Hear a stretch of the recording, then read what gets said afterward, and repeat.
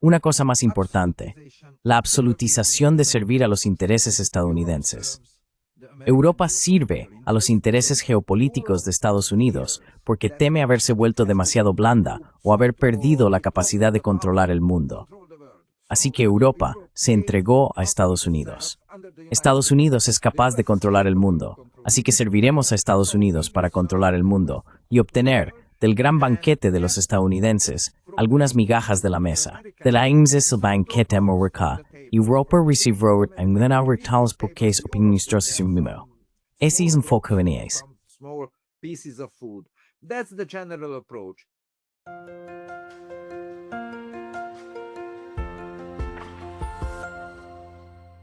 Hello everybody, this is Pascal from Neutrality Studies. Hola a todos, soy Pascal de Neutrality Studies y hoy estoy hablando con un ex diplomático húngaro, Su Excelencia el embajador Sándor Zoltán Kusai.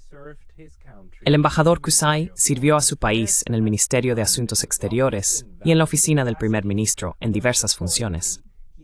Lo más importante es que pasó un total de 18 años en China, incluyendo el cargo más alto como embajador entre 2008 y 2014. Actualmente trabaja como académico en investigación y educación en Hungría, y es un placer tenerlo aquí hoy. Embajador, bienvenido. Muchas gracias por la invitación. Me alegra que hayas aceptado, porque hablamos un poco por correo electrónico sobre que queremos, o deberíamos, analizar el papel de China y la diplomacia de Europa, o la falta de ella, hacia ese país, antidiplomacia, según como se quiera ver. Tienes muchísima experiencia con ese país y representaste a un Estado europeo allí. ¿Podrías contarnos un poco sobre tu experiencia y tu valoración general de hacia dónde se dirige la diplomacia europea con China?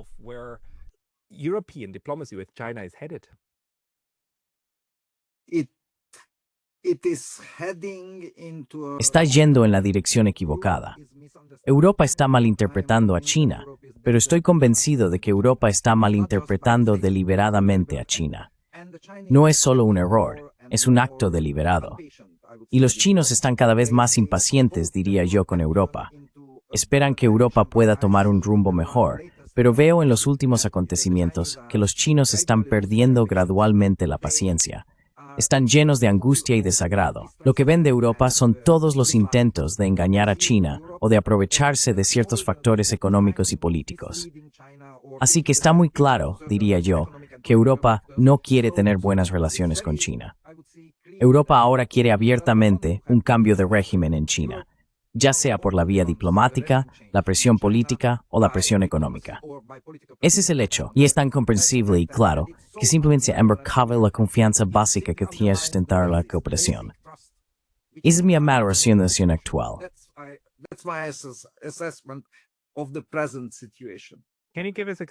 ¿Puede darnos ejemplos de eso? ¿De qué manera la Unión Europea, o Europa, le indica a China que quiere un cambio de régimen?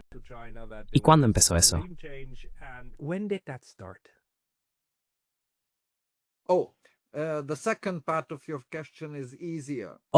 La segunda parte de tu pregunta es más fácil.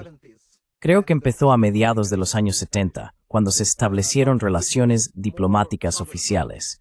Pero estaba más encubierto, y no era una actitud tan simple ni tan presionante, porque Europa tenía intereses económicos fundamentales. En el comercio con China, la política alemana de cambio a través del comercio fue muy importante, así que siempre querían cambiar a China. Pero durante las 3 primeras décadas, simplemente era una esperanza, una ilusión, que comerciando, influyendo en el desarrollo económico de China, ayudando a que la clase media china creciera y se desarrollara, China cambiaría por sí sola. Fue una ilusión.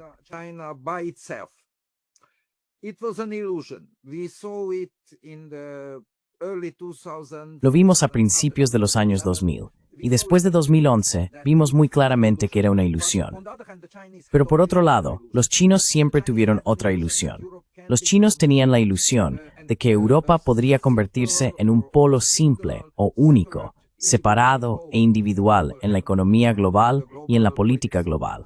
Los europeos tenían la ilusión de que la autonomía estratégica de Europa, que más tarde fue formulada por el presidente Macron, Era una realidad, o al menos una posibilidad. Creo que hoy en día está muy claro que es imposible. Así que lo que vemos ahora es una desilusión mutua, tanto por parte de Europa como de China. Y las consecuencias son realmente muy malas, sobre todo para los países europeos más pequeños, como Hungría.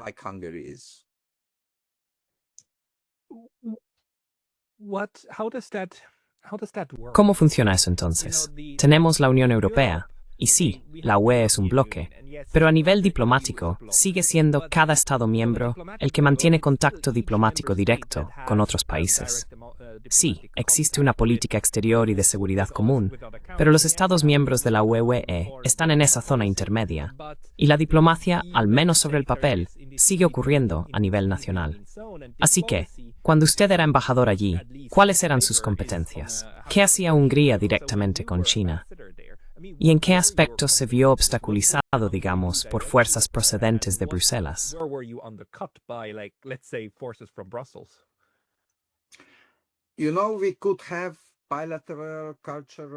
Sabes, podríamos tener actividades bilaterales, culturales y de inversión. Tú podrías representar a tu país, a tu gobierno. Yo lo hice durante 6 años, empezando con un gobierno socialista y terminando con el actual gobierno de centro-derecha.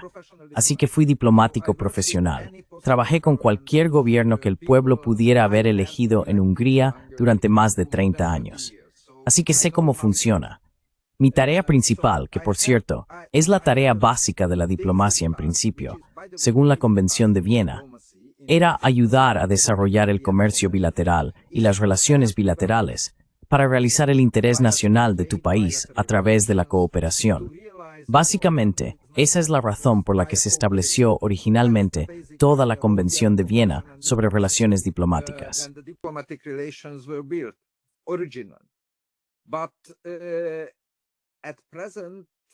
Pero actualmente es muy difícil continuar con eso. Yo era embajador cuando Hungría ya llevaba 4 años en la Unión Europea, así que participé en la cooperación entre los Estados miembros de la UE, lo que implicaba reuniones mensuales de los embajadores y debates sobre principalmente a nivel de las relaciones UE-China, aunque siempre incluían detalles sobre las relaciones bilaterales también. Era un intercambio de información, un intercambio de nuestros enfoques y así sucesivamente. Esto ocurría una vez al mes a nivel de embajadores, pero todas las embajadas continuaban con esto en todos los niveles diplomáticos, agregados de prensa, agregados comerciales, etc., en todos los aspectos de la diplomacia.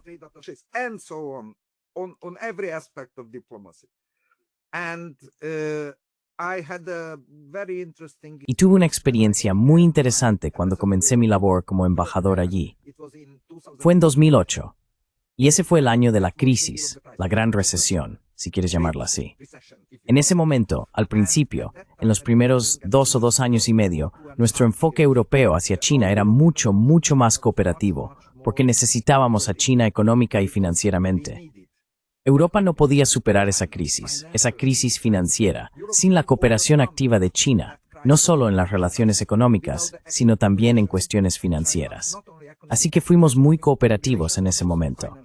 Y en cuanto a la crisis, diría, porque estoy convencido como economista, que nunca la superamos. Nunca hemos superado esa crisis. Todavía, la crisis sigue rondándonos.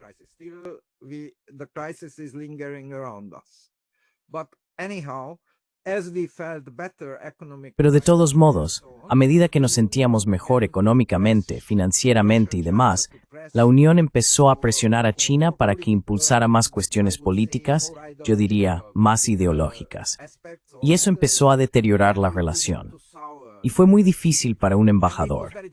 Por supuesto, los gobiernos húngaros, todos ellos dirigidos por diferentes partidos, siempre estuvieron a favor de la cooperación, de ampliar la inversión, el comercio y la cooperación humanitaria, la educación y así sucesivamente.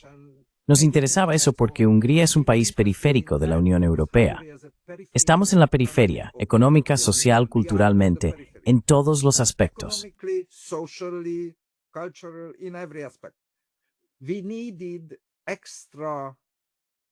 Necesitábamos, diría yo, un impulso adicional del mundo para el desarrollo económico, para el desarrollo social. La Unión Europea tiene problemas. No hay posibilidad de vender el doble de productos húngaros en Europa que los que vendimos el año pasado. Es simplemente imposible, porque el mercado europeo no se está expandiendo, especialmente ahora, pero ni siquiera se expandió en los mejores años. Recuerdo que el crecimiento era como mucho del 3-4%. Necesitábamos una cooperación adicional fuera de la Unión Europea. Si piensas en aquellos años de globalización económica mundial, ¿cuál era la economía de mayor crecimiento en el mundo? ¿Cuál era el mercado más fuerte? La fuente de nuevas tecnologías emergentes, de nuevas asociaciones emergentes, de nuevas inversiones emergentes.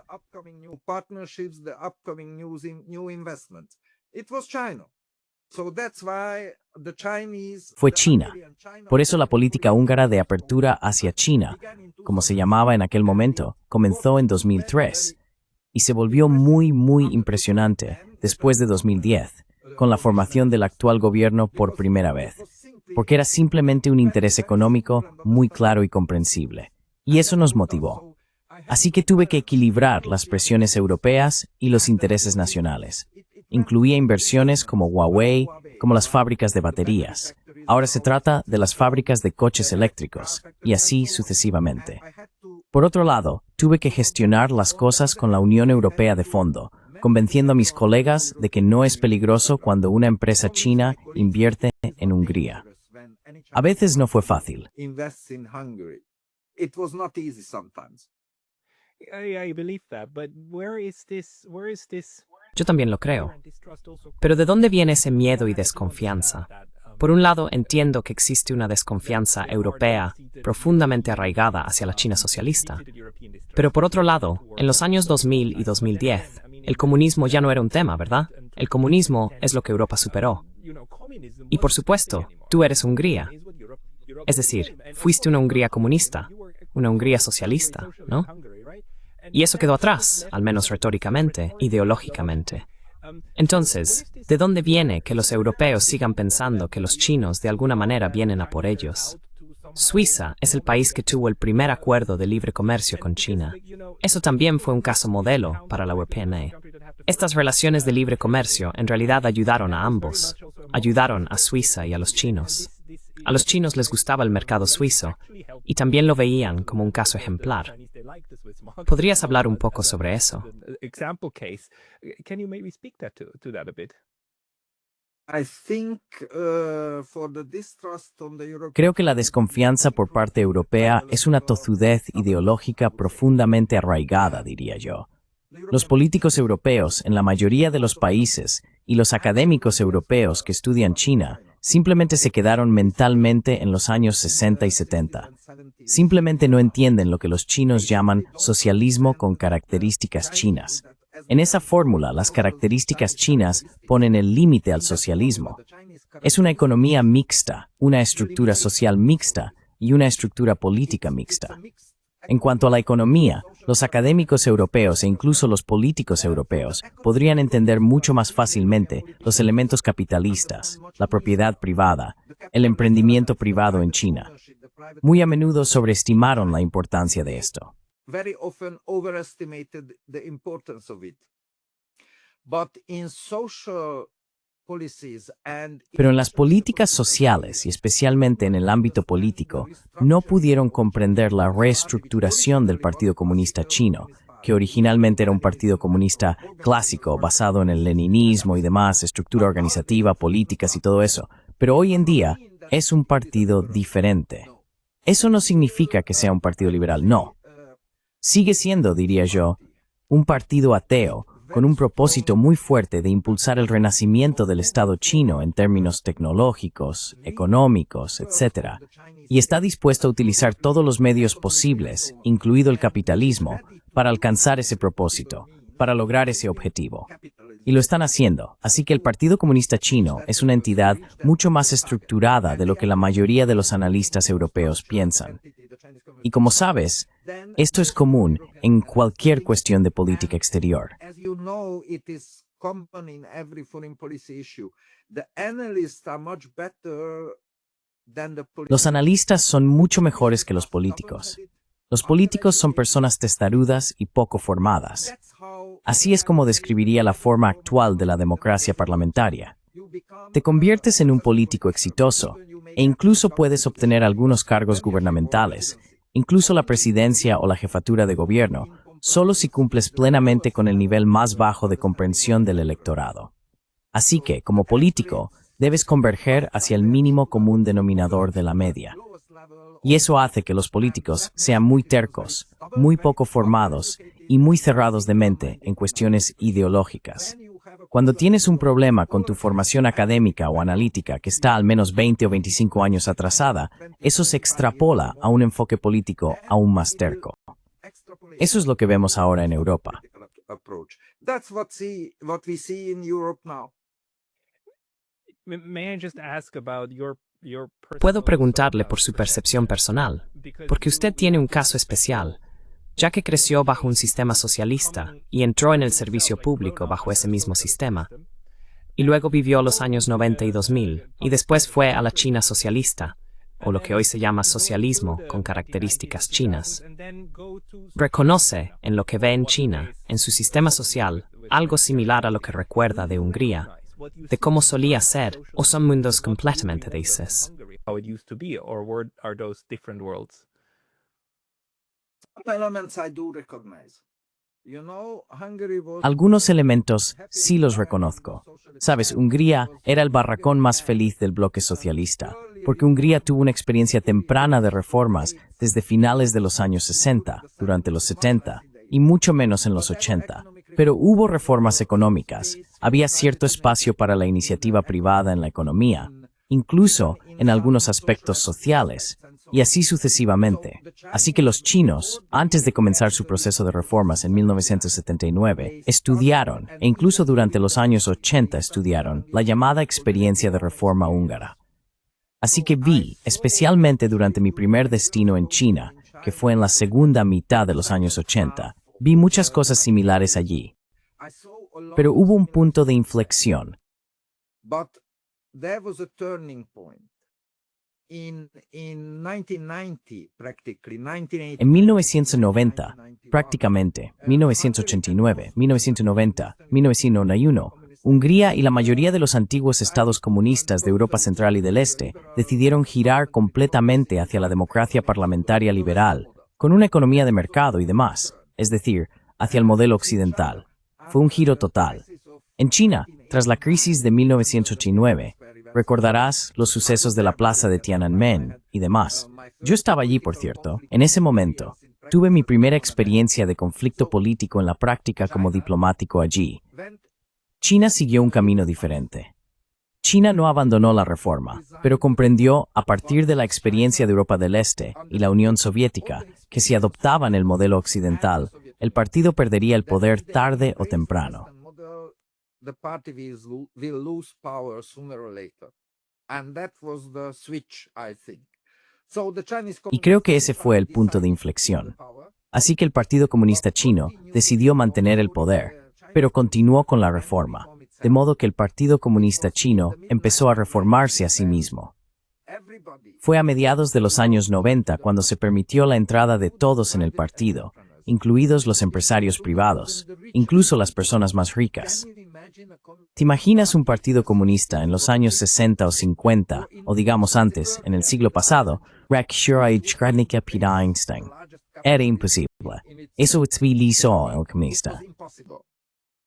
It stabilized the Communist Party. It made it capable of integrating. Le permitió integrar los diferentes intereses de distintos grupos sociales en una sola estructura política. Es mucho más complicado que si tienes un sistema de competencia abierta entre partidos. En el sistema de competencia abierta hay diferentes partidos apoyados por distintos grupos sociales. Compiten entre sí. Tenemos un gran ritual, lo llamamos elecciones. Durante ese gran evento ritual, un partido gana las elecciones y obtiene el derecho a formar gobierno, por lo que representa el trasfondo social de PRO. Así es como funciona la democracia. En China ocurren muchas cosas similares, pero suceden dentro del partido. Many similar things happen, but they happen within the party. And in the mid-90s, Y a mediados de los años 90, estoy convencido de que lo que estabilizó el gobierno del Partido Comunista Chino en China fue que permitieron que el partido se transformara gradualmente y permitieron que representantes de diferentes grupos sociales con distintos intereses entraran en el partido y participaran en la toma de decisiones del partido. Esto no lo hace menos centralizado, pero sí lo hace más receptivo a las diferentes necesidades sociales y políticas de la sociedad. Así que eso lo hizo lo suficientemente flexible como para mantenerse en el poder cuando todos los demás partidos comunistas gobernantes perdieron el poder. Salvo, digamos, algunos pocos que más tarde siguieron el principio básico chino, esta reforma estructural política del partido. Vietnam, por ejemplo, y en algunos aspectos diferentes, Laos y Camboya, así es muy spristes Chin, y ahora también está Desmeth, Cuba. Now in Cuba as well. So, anyhow, I became too scientific. Así que de todos modos, me volví demasiado científico. En fin, la cuestión es que nosotros en Europa no aceptamos toda esta situación. Pensamos que el Partido Comunista Chino sigue siendo el mismo Partido Comunista que lideraba Mao Zedong. Por eso todos los analistas, me refiero a la corriente principal, hay algunas personas inteligentes, pero la mayoría de los analistas de China en Europa piensan que Xi Jinping es una reencarnación de Mao Zedong, lo cual no es cierto, es una idea absurda. Pero ese concepto influye en la toma de decisiones políticas, en todo el clima político, y eso hace que el enfoque de Europa hacia China sea muy, diría yo, inadecuado, no acorde con la realidad. Y esa es una de las fuentes de muchos errores y conflictos.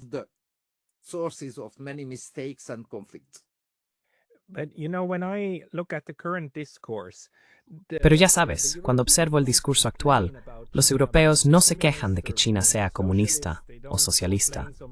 No se quejan tanto de un modelo social diferente. Se quejan del acoso chino, de que China es una abusadora de los derechos humanos, de que China es agresiva con los demás.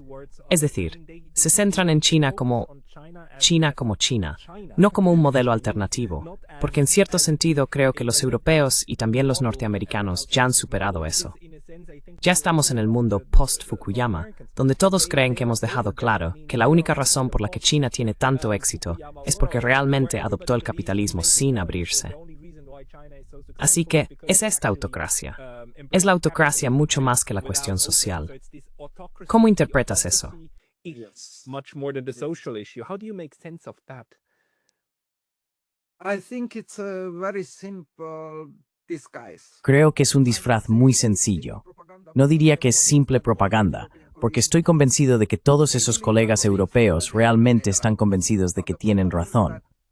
Pero el problema es que, siempre que se critica a China por su política económica centralizada, por sus subsidios gubernamentales centralizados, por las empresas que producen tecnologías revolucionarias, que desarrollan tecnologías innovadoras, y así sucesivamente. Es decir, cuando China interviene en el simple mecanismo de mercado, entonces empezamos a quejarnos. Pero este enfoque es una parte inseparable del sistema político y social chino. Todo el Estado chino se basa en estas políticas. Así que, cuando atacamos estas políticas, atacamos su esencia, y lo sabemos. We attack the substance of and we know that. So if the Chinese Communist Party would let the free market. Así que, si el Partido Comunista Chino dejara que las fuerzas del libre mercado dominaran, sería el fin del Partido Comunista Chino. Y por cierto, como demuestra la experiencia histórica, también sería el fin del rápido desarrollo de China. Porque esa sociedad no puede mantenerse unida como un mecanismo funcional si no existe algún tipo de eje central. Por cierto, vemos este proceso de desintegración. Quizás soy demasiado radical con esta valoración, pero lo que observamos es la desintegración del modelo en Estados Unidos debido a las limitaciones del poder organizador central, debido a la absolutización de los mecanismos de mercado. Eso conduce a consecuencias económicas, financieras y de otro tipo muy graves. En China, intentan evitar eso. In China, they are trying to avoid it. And when we criticize the human rights, cuando criticamos los derechos humanos, criticamos uno de los elementos de la sustancia. Pero es muy interesante porque realmente tenemos un doble rasero. No recuerdo a ningún académico europeo, me refiero a académicos de la corriente principal, ni a ningún político europeo criticando a Ucrania por reprimir a las minorías étnicas. Los mismos líderes europeos que critican a China por reprimir a algunas minorías étnicas, especialmente musulmanes, uigures y otros, cuyas críticas tienen cierta base real. La crítica no surge de la nada, pero el problema es que nunca he oído ninguna crítica al actual gobierno ucraniano, ni siquiera antes de la guerra, por reprimir a las minorías étnicas en Ucrania. Así que esto muestra muy claramente que nuestra crítica no se basa en principios, sino que es una crítica motivada geopolíticamente. It is a geopolitically motivated approach. Yeah, absolutely. And I think anyone Sí, absolutamente.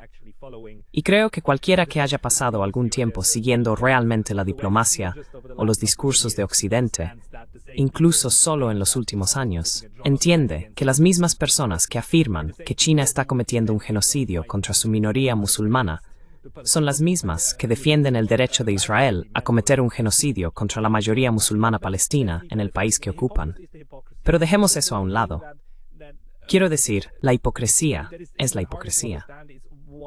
Lo que resulta aún más difícil de entender es por qué se adopta este enfoque, especialmente por parte de los europeos, cuando no es necesario. Quiero decir, China no es una amenaza para la seguridad. Es una oportunidad. Si es una amenaza económica, entonces algo tan simple como unos aranceles se puede gestionar fácilmente, porque incluso el contrabando de China a Europa no es tan sencillo. Está conectado, pero no está en la frontera. Hay mucho margen de maniobra entre medias. ¿Por qué Europa está actualmente haciendo de China su enemigo de forma proactiva?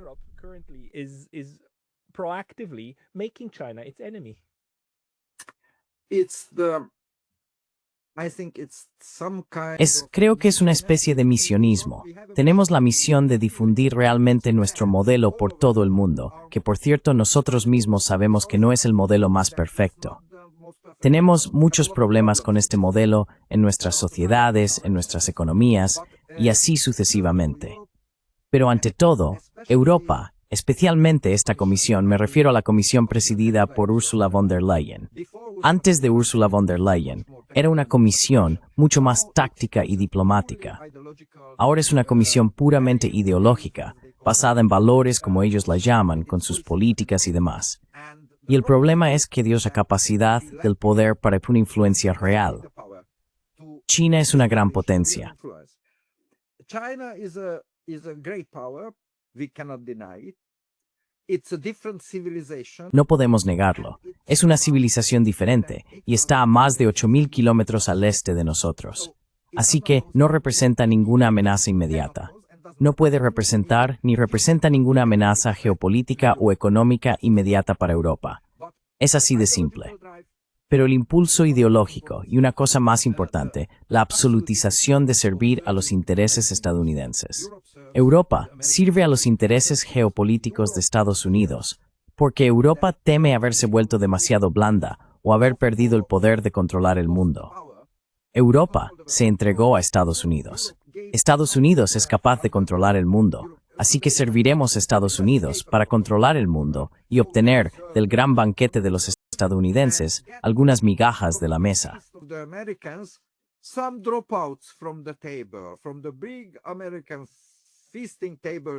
De la gran mesa de banquete estadounidense, Europa recibirá algunas pequeñas gotas o algunos pequeños trozos de comida. Ese es el enfoque general.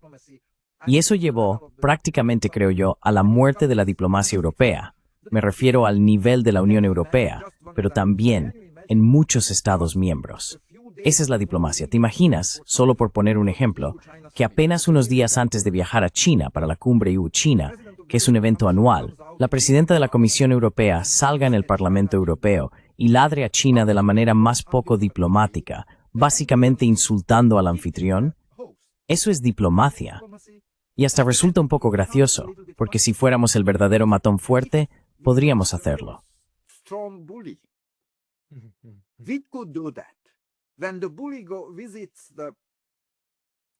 Cuando el matón visita la escuela, para los pobres chicos todo empieza con el primer golpe. Ese es el derecho del matón. Eso, por cierto, es lo que hace el presidente Trump. Pero cuando lo hace el líder de una estructura débil, desorganizada y temblorosa, como Úrsula, Madame Úrsula. Es terrible. Ella dijo, creo, 10 o 15 frases realmente muy duras, críticas, amenazas hacia China y el liderazgo chino. Luego vuela allí, ¿y qué espera? Por cierto, eso es diplomacia. Comenzará las negociaciones, por ejemplo, con, perdón, no importa lo que dije en el Parlamento Europeo, por favor, escuche mi oferta. ¿O qué? Por eso les digo que eso no es diplomacia. Como habéis señalado, es antidiplomacia lo que estamos haciendo ahora. Anti-diplomacy. What we are doing now. Can you explain this to yourself? I mean, these people are Puedes explicártelo a ti mismo. Quiero decir, esta gente no es precisamente la más brillante de la Unión, pero no son. Quiero decir, se comportan como bufones, pero tienen capacidades, ¿no? Lo único que los políticos deben tener es un sentido para los grupos en los que se mueven. Ahora, cuando llegas a estos puestos altos, incluso si te conviertes completamente en vasallo de Estados Unidos, aún debes tener algún tipo de sentimiento por lo que estás haciendo. ¿Cómo es posible que no les dé vergüenza decir algo así y luego reunirse con la contraparte solo unos días después? Están psicológicamente tan lobotomizados que no lo entienden, que ya ni siquiera sienten nada al respecto.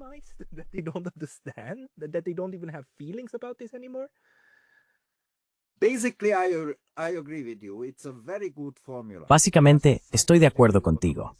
Es una fórmula muy buena. Están psicológicamente lobotomizados. Lo sencillo es que crecieron y ascendieron en la política diciendo siempre solo las cosas que conseguían 20,000 me gusta en su página de Facebook. Y cuando llegaron las consecuencias negativas, publicaron otro comunicado que también consiguió me gusta. Viven en un mundo aparte. Juegan para los medios de comunicación convencionales. Juegan para otros políticos. Juegan para el enfoque minimalista del público en general.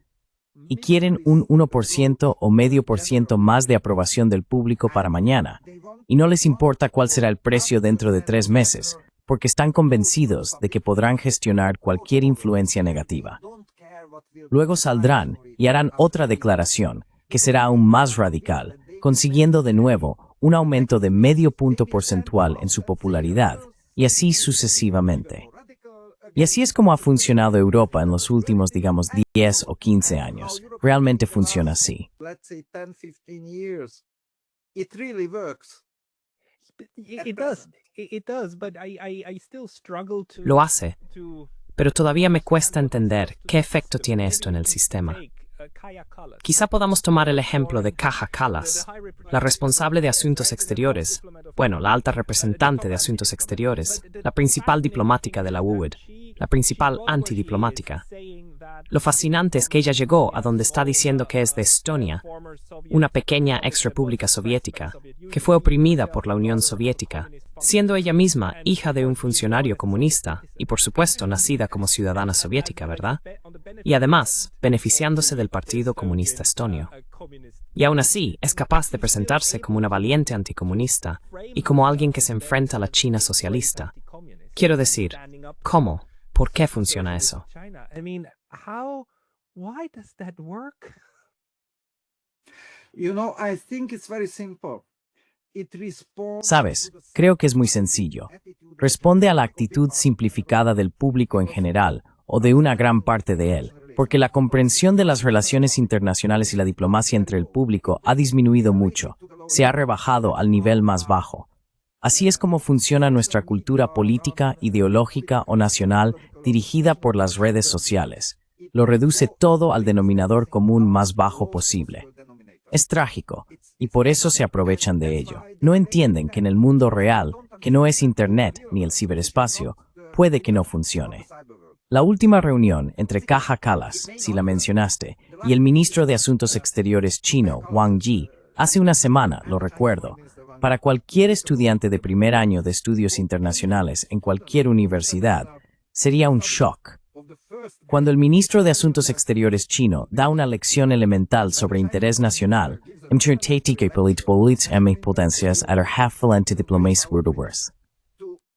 to the head of the European anti-diplomacy, and she does not understand.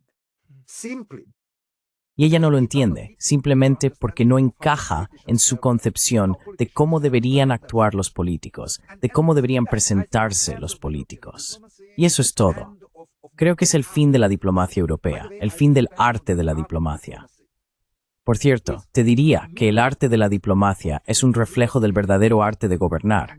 Y el verdadero problema de la Unión Europea es que los líderes, y en muchos Estados miembros, no voy a nombrar ninguno, diría incluso que en algunos otros países europeos que no son miembros de la Unión Europea, la muerte, bueno, no lo nombraría, pero es la muerte del arte de gobernar, del verdadero arte de gobernar. Statecraft, the real statecraft.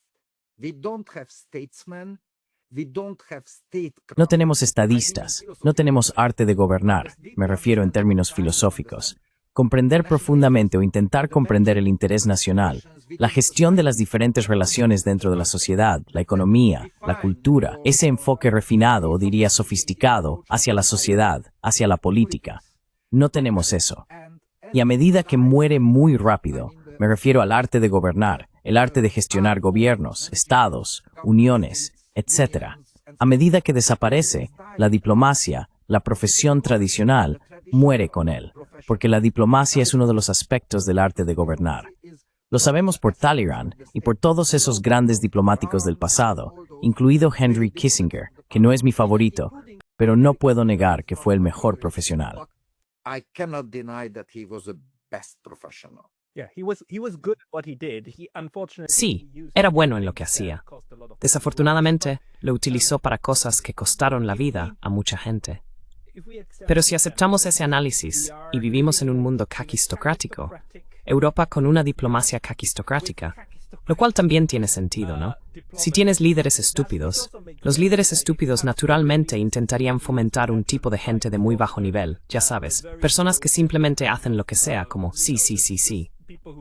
Y sin ninguna visión estratégica, porque todo lo que haces es mirar Facebook y cosas así, y ver cómo encaja. Haces política de cámara de eco y diplomacia de cámara de eco. Politics and echo chamber diplomacy. Now, this is the demise of what Ahora bien, a good- esto es el fin de lo que significa una buena gestión estatal. How would you Pero, communicate that? ¿cómo comunicarías eso? ¿O cómo deberíamos nosotros, como personas que realmente hablamos en plataformas sociales, comunicar eso a los chinos, a los rusos, a los asiáticos del sudeste, a los africanos, que aún tienen una comprensión adecuada de la gestión estatal y de todas las cosas que nosotros ya hemos perdido, para decirles, mirad, puede que volvamos. Quiero decir, dentro de 20, 30, 40 años, la DIA empeorará, algún momento mejorará. ¿Cómo deberíamos gestionar esta propia y absoluta incapacidad? Own kind of utter incapacity.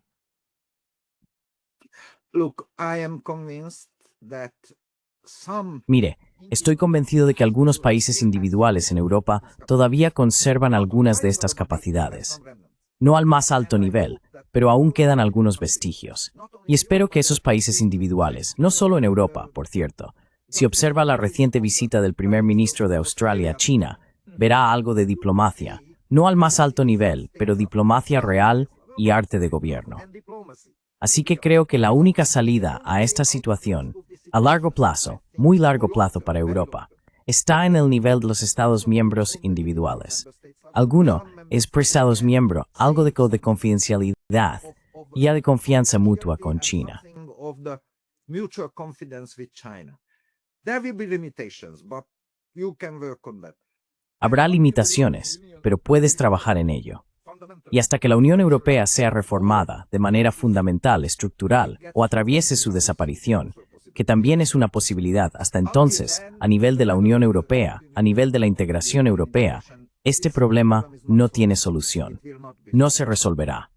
Tendremos una raíz adicional de confrontación, de malentendidos, de mala gestión en nuestras relaciones con China, con Rusia, con la India. Es captages what the mes que formen parte sur global o este global. Or global East, if you want to Yeah. differentiate.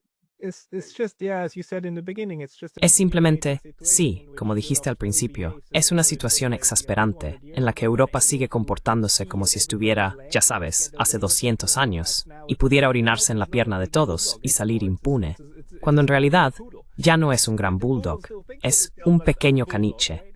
Y el caniche sigue pensando que es un bulldog, ¿verdad? Esa es la parte exasperante.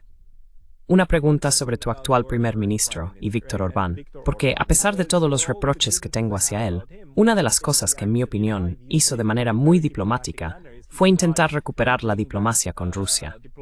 Hace aproximadamente un año estuvo viajando e intentando iniciar algún tipo de negociación. Fue muy criticado dentro de la UE, dentro de la OTAN, pero lo hizo. ¿Cuál es tu valoración de estos líderes individuales? Y ahora quiero decir, él es de tu país, sí, pero aparte de eso.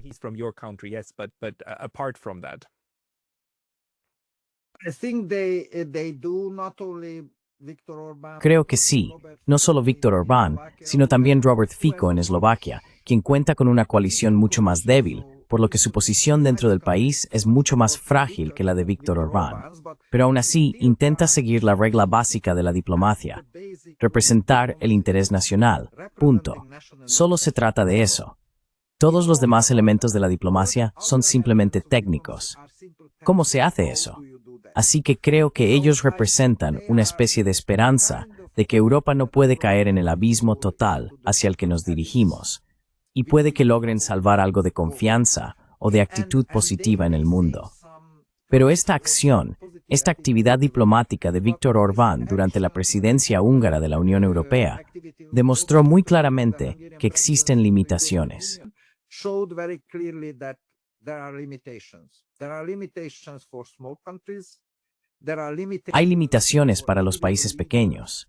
Hay limitaciones para los líderes individuales, de cualquier país, por cierto, porque toda la situación general, es mala. Así que lo que ocurrió con esta actividad diplomática es que simplemente se topó con muros por todas partes. Y ahora vemos, por cierto, con los acontecimientos recientes, que ni siquiera es tan sencillo. Estoy convencido de que el presidente Trump realmente quería lograr la paz cuando asumió la presidencia.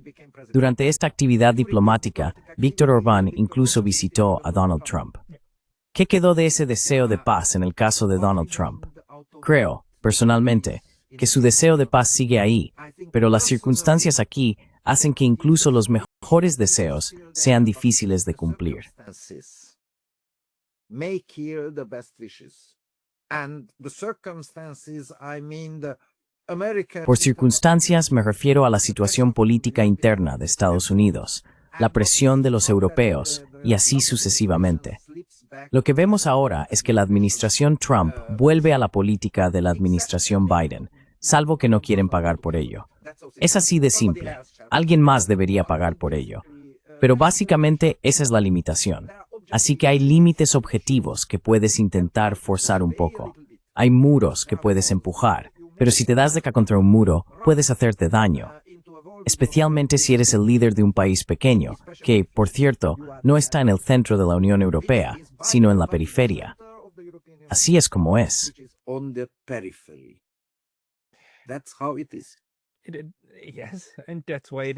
Sí, y por eso es tan increíblemente peligroso hacer esto, porque Europa sufrirá, los países individuales, los estados individuales y especialmente los ciudadanos individuales sufrirán, y de hecho ya están sufriendo.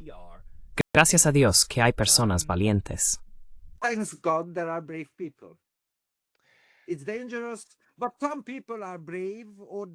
Es peligroso, pero algunas personas son valientes, o tienen la misión de ser valientes, o quizá no tienen otra opción. No lo sé, no tengo la información, pero eso es lo que ocurre. Y gracias a Dios hay algunas personas que son lo suficientemente valientes como para ir contra la corriente, para intentar nadar contra la corriente.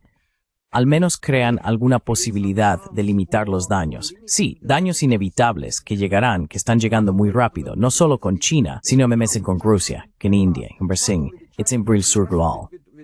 Nesenkavtimis den Suez Paleth, para Europa.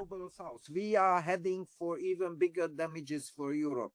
Yeah, but the sad thing is that these ideologues Sí, pero lo triste es que estos ideólogos que hacen cosas tan dañinas, como chocarse contra paredes, golpearse la cabeza contra una pared, le echarán la culpa, culparán de sus heridas a la pared. Lo hacen constantemente y no aprenden. No tienen esa capacidad.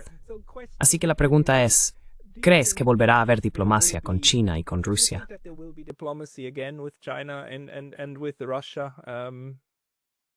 Yes. Most probably, I will be not. Sí, muy probablemente. No estaré vivo cuando vuelva. Tengo 65 años, así que no planeo vivir hasta los 100 como Kissinger, o lo más probable es que no lo haga. Pero a su debido tiempo, volverá. Debe volver. No hay otra opción. ¿Cuál será el precio que pagaremos por este periodo? Puede durar 10 años, 15 años, 20 años, 30 años. Dios sabe. El precio será enorme, pero tendremos que pagarlo. Me refiero al precio político, al precio diplomático, y así sucesivamente.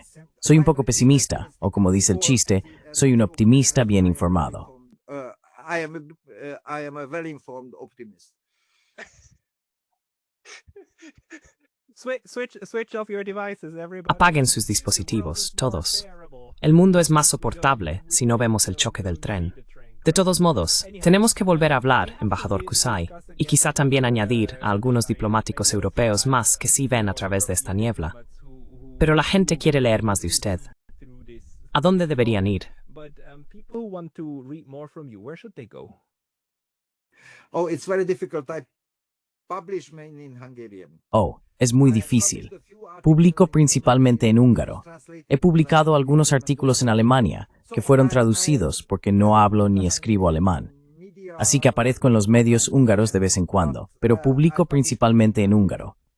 Por lo tanto, para sus espectadores internacionales habrá una limitación por ese motivo. Soy mayor, así que no planeo ser extremadamente activo. So I don't plan to be extremely active. Ambassador Kusai, Sabes, quizá podríamos organizar una mesa redonda e incluir al embajador Jack Matlock, que te lleva 30 años. Here's your senior. Oh, okay. Okay. De acuerdo, lo entiendo. Debes saber que soy un optimista bien informado, así que me uniré muy felizmente. Pero en cuanto a la longevidad, tengo mis limitaciones. I have limitations. All right, but De acuerdo, de acuerdo. Pero aguantamos todo lo que podamos. Embajador Ezeta Kusai, muchísimas gracias por su tiempo hoy. Thank you for the. Gracias por su amable atención. Adiós. Bye.